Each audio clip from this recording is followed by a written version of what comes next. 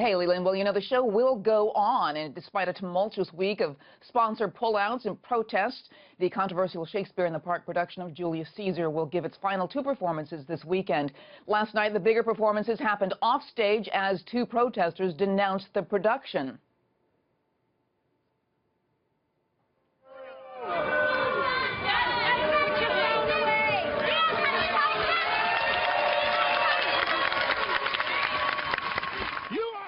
Well, two protesters were arrested, their rants temporarily stopping the show in Central Park. One woman stormed the stage saying, "Stop the normalization of violence against the right." Another man shouted, "This is violence against Donald Trump." Audience members reportedly booed the disruptions. Now, the Public Theater's production of Shakespeare's 400-year-old play is set in modern times, with the main character depicted as a Donald Trump-like leader who was assassinated by his closest advisors. They obviously played pretty hard on what's happening with Trump at the moment, and it was very amusing. The actor himself looks at and with Trump. There were some scenes with his hand gestures or tweets. He was like on his phone at times.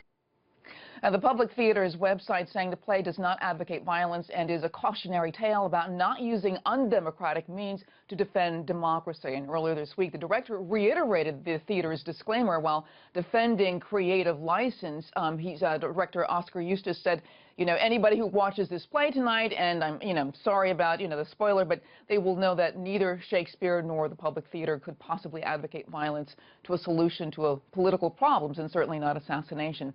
And, despite the disclaimers, though, Leland, critics say that the play's creators doth protest too much, and this production only adds to a growing tide of ideological anger. Leland? Lauren, I know you saw this play recently. I'm interested. Did you get that this was an interpretation? Was this clearly meant to make a political point? Where's this fall on the spectrum?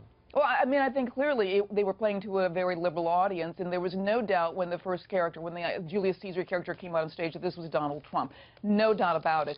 But the one thing that I thought was a little bit overblown is that they had probably 50 or 60 young people as protesters coming up on stage, and it mirrored really similar protests we saw after the election of Donald Trump. This was almost an entire mirror of what happened after that. So clearly, this was a political kind of statement they were making about the election of Donald Trump. And all right, we'll see where it goes from there. Protests have been as old as art itself. Appreciate your time. Thanks, Lauren.